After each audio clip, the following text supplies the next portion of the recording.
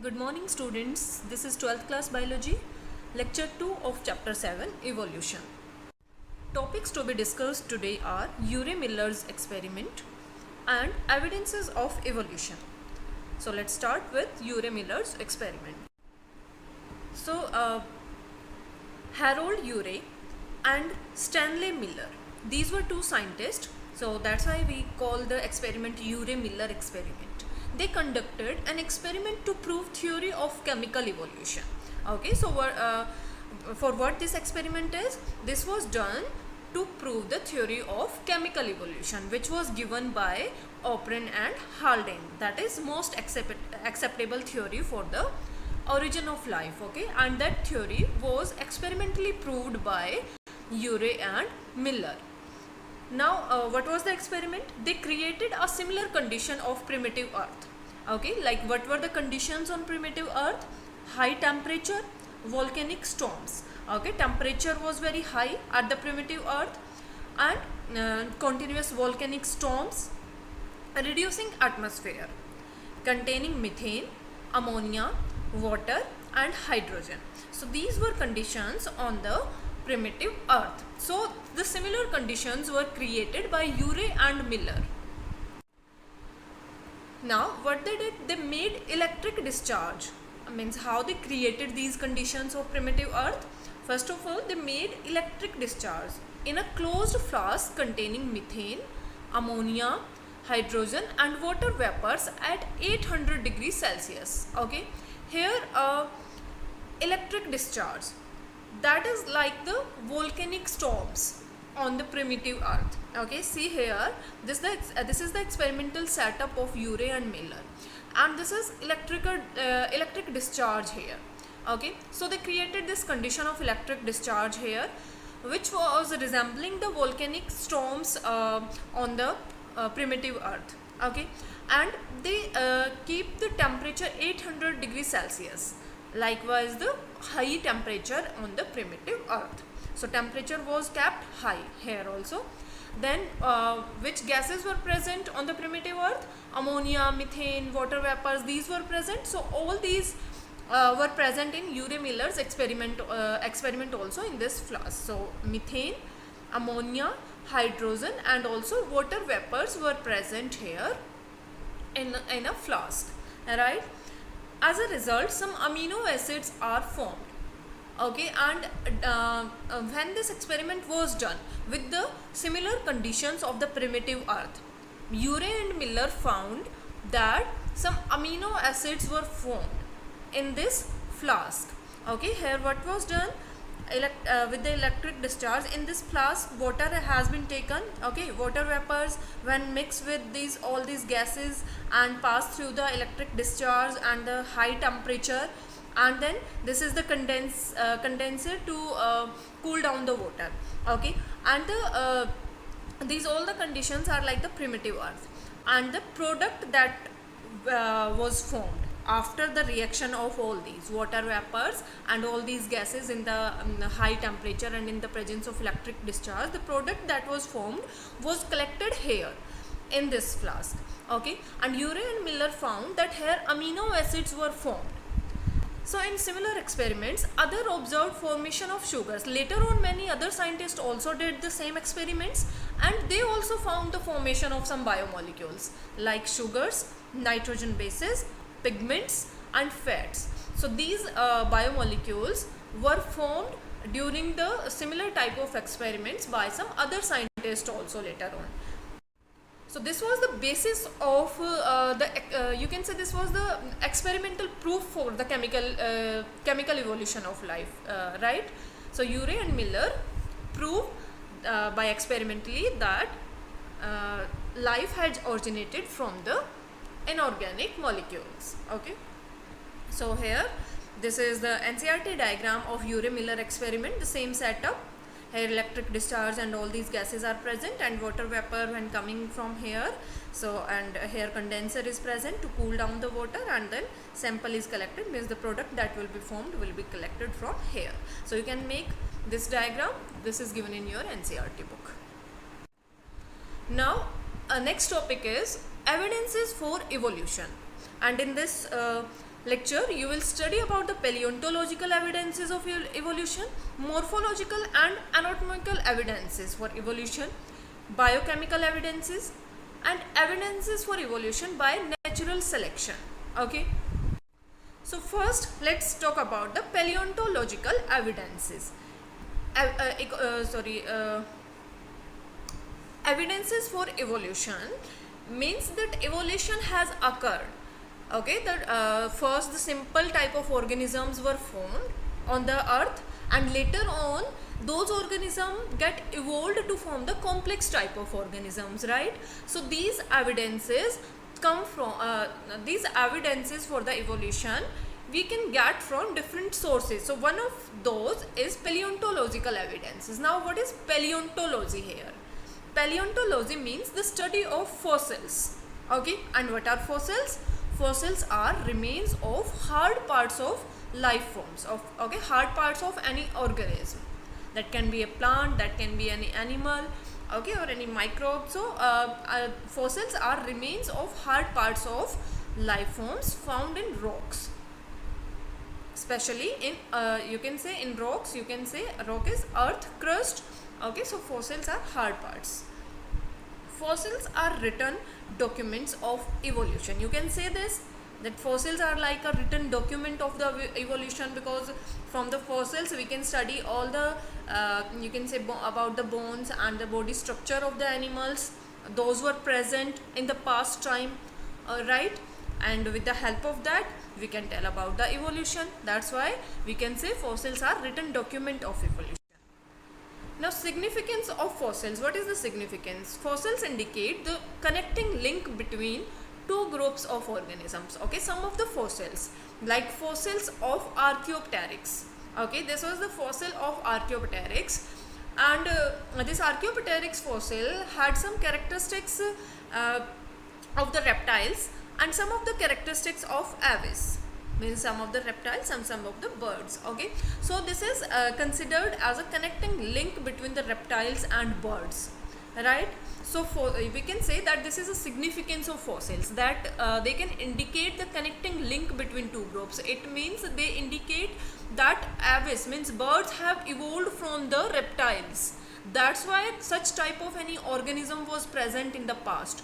Means during the evolution, when reptiles were evolving to form the birds, this type of organism was formed in the past, and birds have evolved from the reptiles only.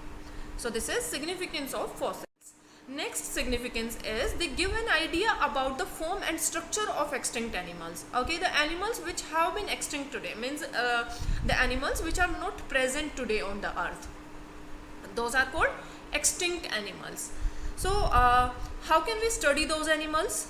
Only with the help of fossils. Okay, so fossils give an idea about the form and structure of the animals which are not present on earth today. With the help of the you can say hard parts or the dead remains of those animals, we can study the form and structure of those animals. Like how do we know about the dinosaurs? Only by the fossils study. Okay, so due to fossil study we can today we know about the form and structure of dinosaurs. Like one of the dinosaur is given here, the fossil of one of the dinosaur is given here, that is Tyrannosaurus rex. Now next significance of fossils is study of fossils in sedimentary layers indicates the geological period. Okay, so there are different layers in the rocks.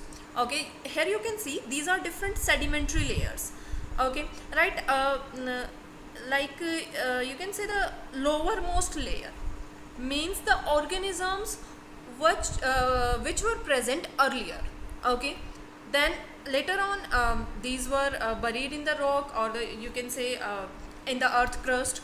Later on a new form of life came, and then these fossils indicate those. Then this next layer is indicated organisms of next geological period.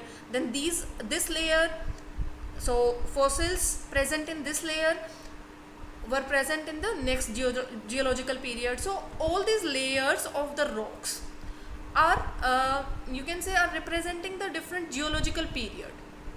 Okay, and these fossils present in these different layers of the rocks were present on different geological periods of the earth, right? The lowermost layer will represent the organisms which were present earliest. Okay, and then the organisms which were present after them will be present on the next layer. The means you can say like this, the organisms will be buried now. That's why these layers are representing geological time period.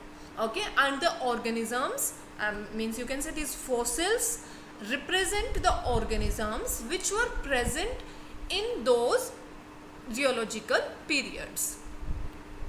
This showed that life forms varied over time, and these different layers present on in the rocks represent that life form varied, means there were different life forms in different geological time period, because different types of fossils are found in different layers of rocks. So what does that mean? That different types of organisms were present in different geological period. It means evolution has occurred.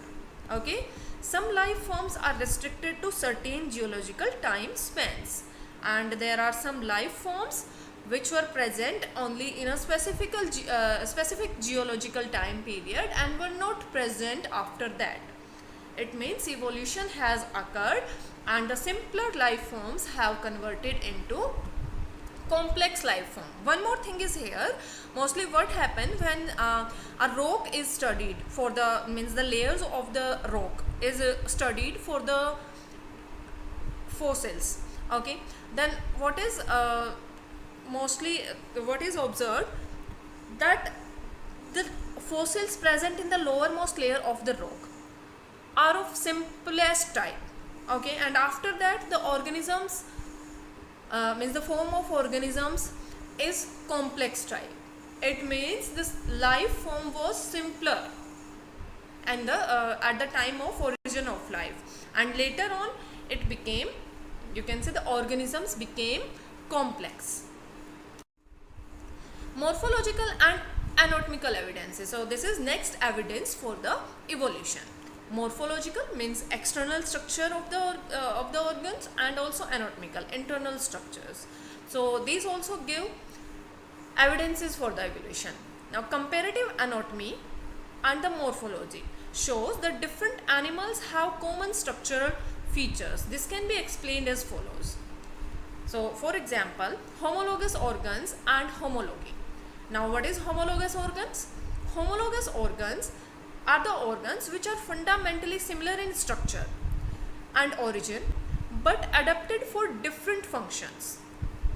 Okay, means the organs which have same basic structure, okay, which have similar basic structure and their origin is also similar, but now they have different functions. They have become different type for different functions. Okay, because they live in different type of habitat, so for performing the different functions they have become different types, and this phenomena is called homology. Okay, so the organs which are fundamentally similar in structure and origin but adapted for different functions are homologous organ, and the phenomena is called homology. Now see here example of homologous organs, you will be able to understand better about it. So see here, whale's flippers, bat's wing, cheetah's foot and the human hand. Okay, see here, all these are homologous organs because all these have similar basic structure. Okay, and these have originated from a similar ancestor. All these perform different function, but because you know the function of limbs of all the you can say of all these organs have different functions. That's why these have adapted according to that. Like for man, what is function of human hand, you know about that. Then for the cheetah, what will be the function of his you can say of the foot of the cheetah, those are used for the running, right? For whale, what will be the function of whale's flipper, that will be for the swimming, and for bat, what will be the function of bat's wing, that for flying. Okay, so functions are different, but when you see at the basic structure, the basic structure of all these organs is same.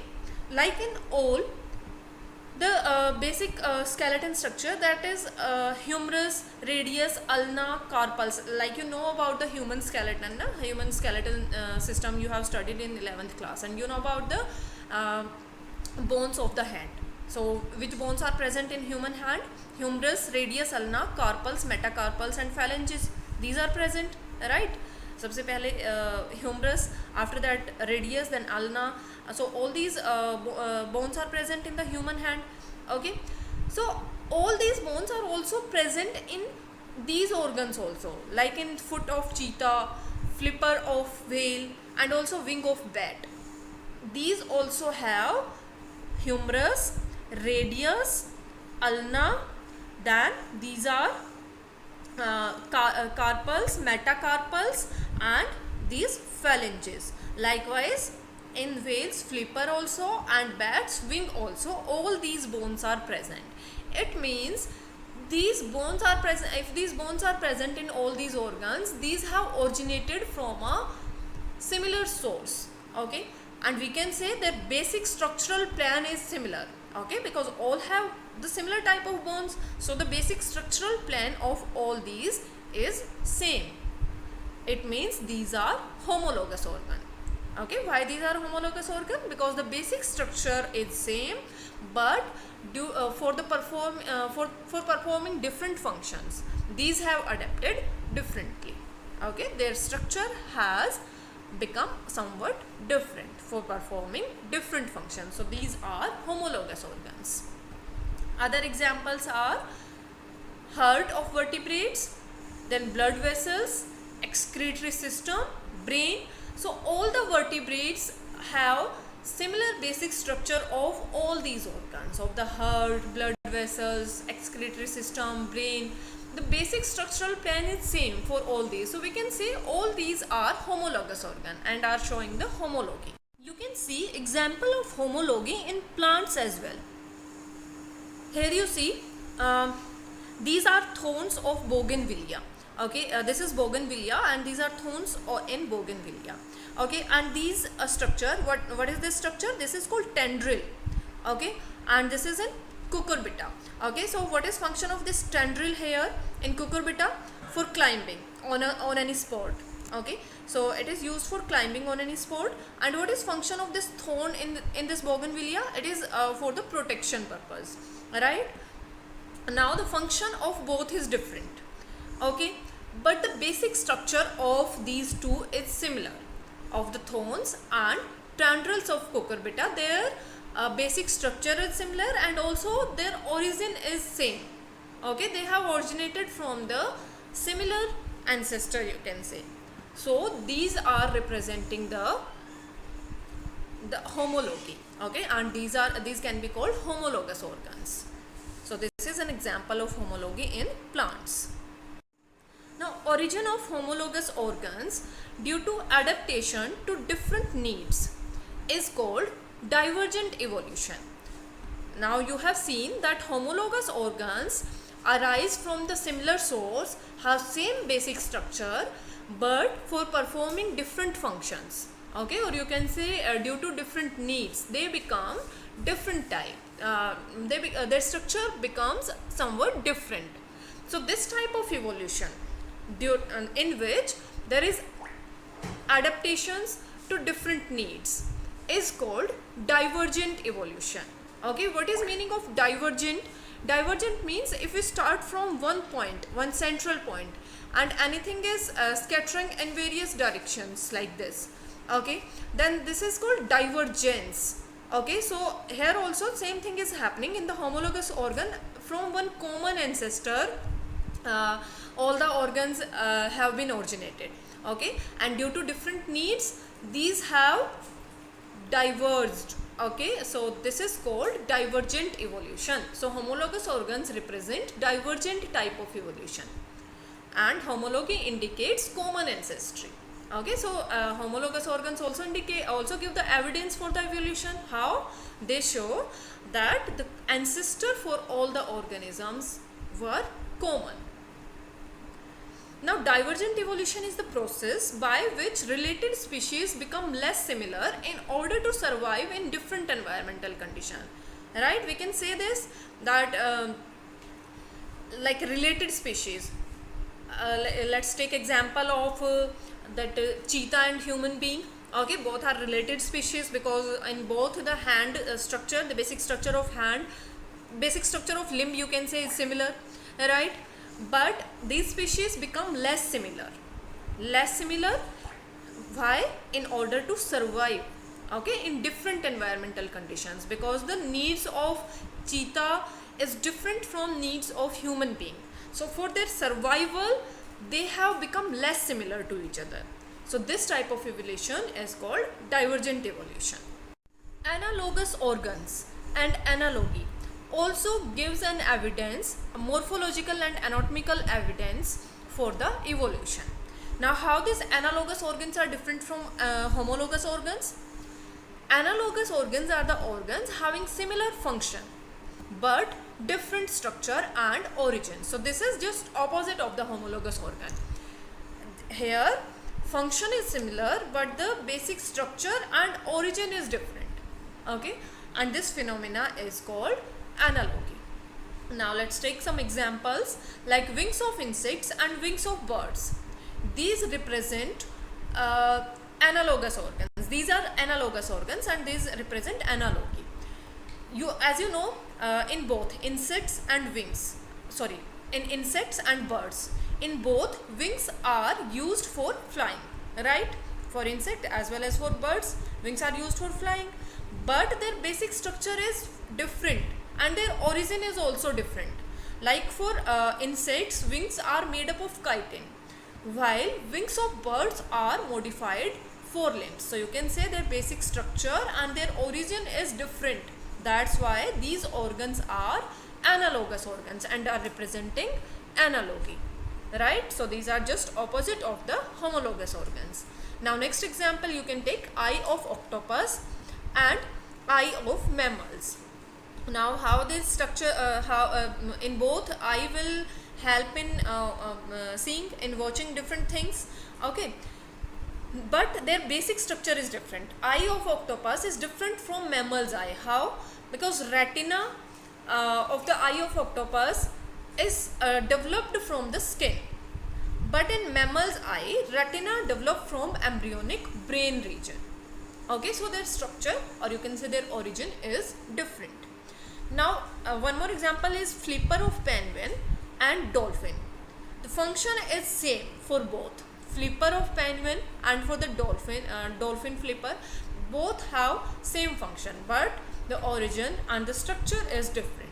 Now sweet potato, you know, sweet potato is a modification of root. You have studied in 11th class, and potato is a stem modification. So basic structure is different for both.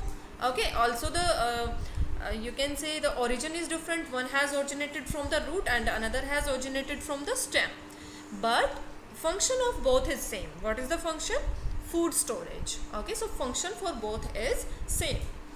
Now trachea, one more example is trachea of insects and lungs of vertebrate.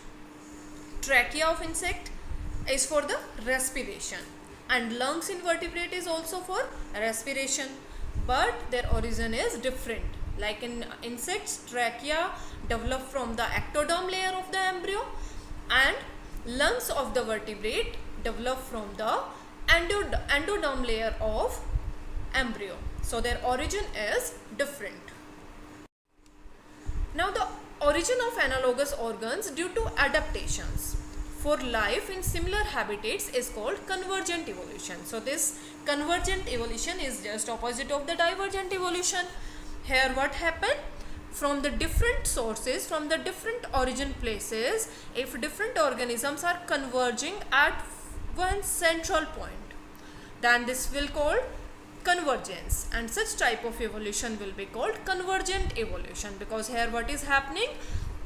because of the similar habitat, different types of organs are adapting same type of function, and that's why this type of evolution is convergent evolution.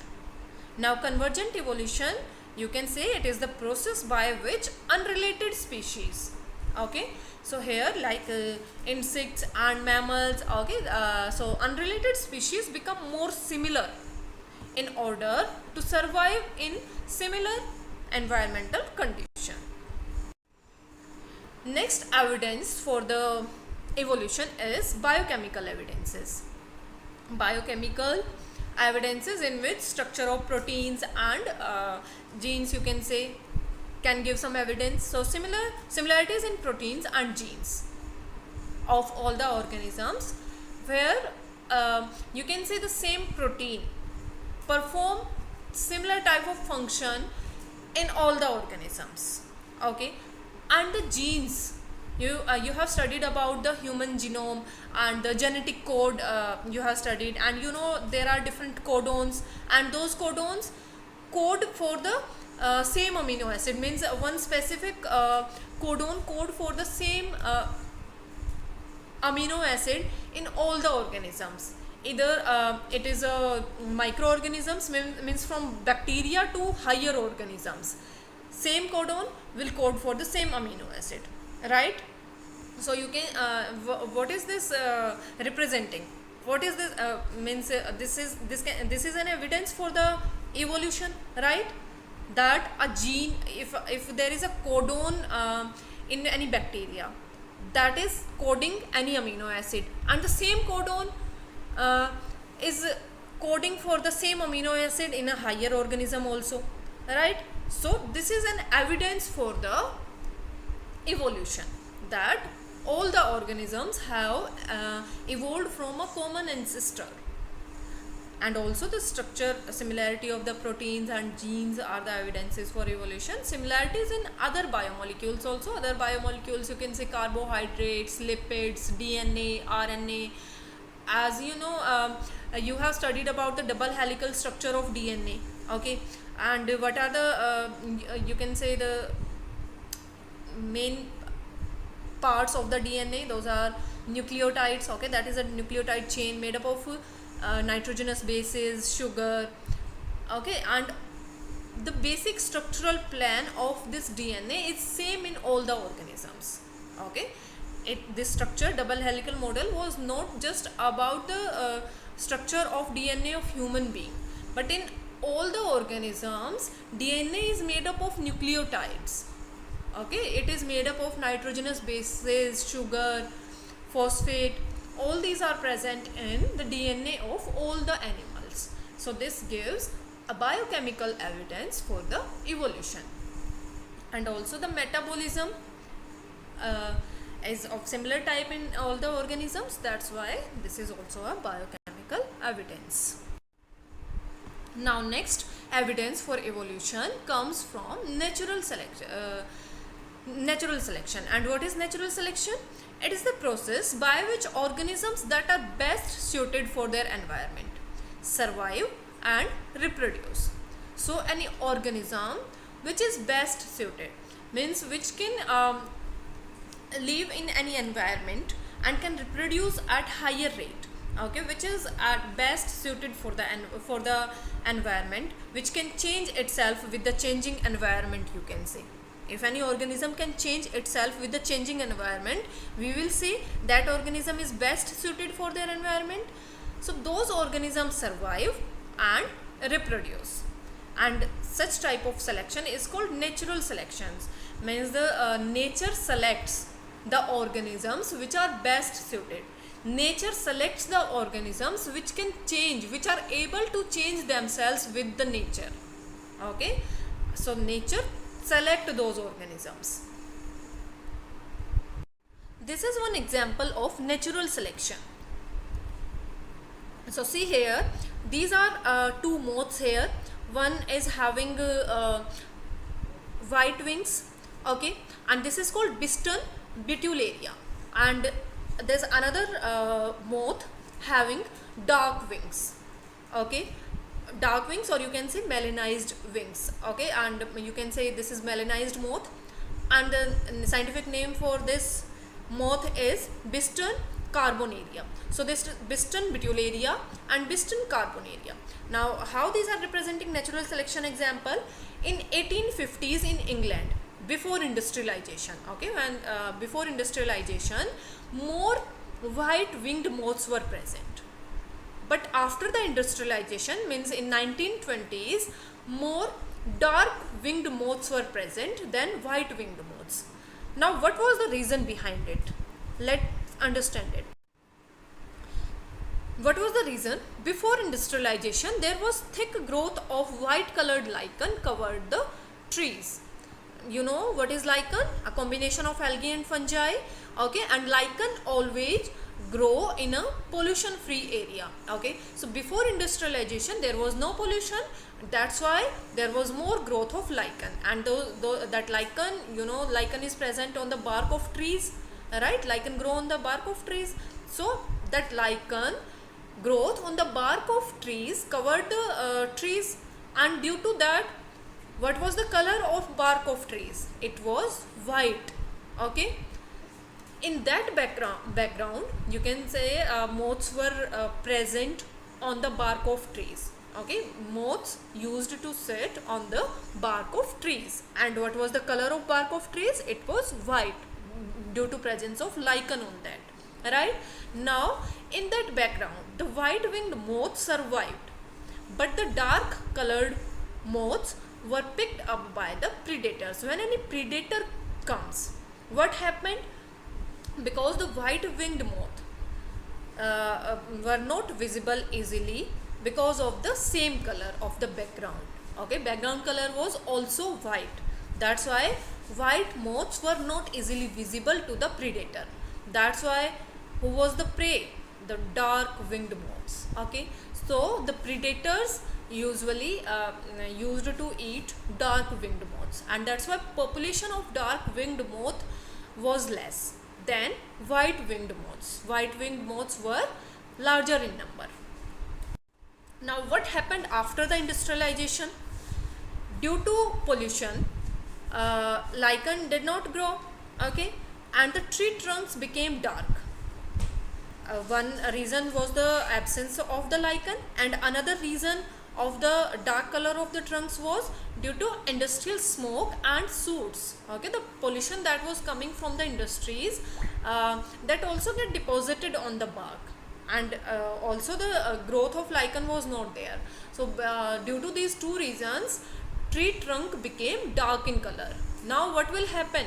Under this condition, the white winged moth did not survive, because these were easily visible to the predators, and predators would eat them, right? But dark winged moth survived because of suitable dark background, right? Now the dark winged moths were not visible to the predators, and that's why they survived. That is, predators could not identify them in the dark background, right? What are these predators? These are birds which eat moth. Okay, insectivorous birds. Here you can see the picture which is given in your NCERT book. This is the condition before industrialization, and this is the condition after industrialization. Here what has happened, how the evolution has occurred. The white winged moths have evolved to dark winged moths after the industrialization. Okay, so one form of life has evolved to another form of life due to human action, because industrialization depends on human, right? So due to human action, one form of life has evolved to another form of life. And tomorrow's lecture we will do more examples of such type of evolution in which human action is involved. Okay, and human action is called anthropogenic action. Okay, tomorrow we will do about that. The more examples of it we will do. Your today's homework is NCERT question number 2 and 6. Now let's discuss the homework solutions of previous lecture. I gave one question that differentiate primitive earth atmosphere and modern earth atmosphere. So these are the differences. Atmosphere of primitive earth was reducing, while the atmosphere of present earth is oxidizing, okay, because oxygen is present, but and on the primitive earth oxygen was not present. Hydrogen was more commonly found on the primitive earth, while it is comparatively less now.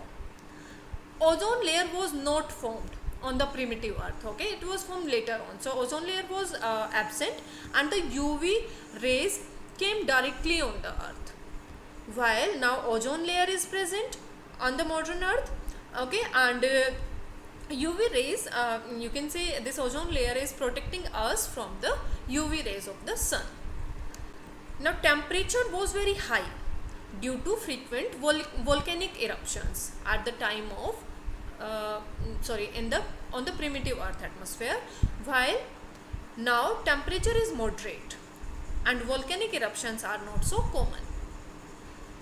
Atmosphere on the primitive earth was favorable for origin of life, okay, means all these conditions, very high temperature, reducing atmosphere, all these conditions were favorable for the origin of life. But now the conditions which are present on the earth are not favorable for the origin of any new life, right? That's why life has originated on the earth, on the primitive earth. But if you want that why life is not originating, any new life is not originating now on the modern earth, that is due to the difference in conditions, that is due to the difference in atmosphere conditions. Now one more question that I gave is, who gave theory of chemical evolution? Write down the main postulates of this theory. So chemical theory of evolution was given by O'Brien and Haldane, and according to this theory, the generation of life on earth was a slow chemical process, okay, because the chemicals are involved here, which occurred from pre-existing non-living material, okay. So pre-existing non-living material such as amino acids, proteins, nuclear material such as RNA, all these are involved to form the life. The life has originated from these non-living materials. O'Brien and Haldane postulated that these organic materials came together. These organic materials means amino acids, proteins, nuclear materials, and other like carbohydrate, lipids, okay, all these came together under conditions of high temperature, reducing atmosphere which was present on the primitive earth, means which was without oxygen, and the gases like methane, ammonia, okay. So all these conditions came together, and also the gases released from the volcanoes, all of which were favorable to produce the simple living forms. And you know about the how the atoms of different atoms combined to form the inorganic molecules, then inorganic molecules formed the simple organic molecules, and then complex organic molecules, okay. So how those these complex organic molecules like proteins were formed and later on converted into a living organism, okay. So these are the postulates of the O'Brien-Haldane theory.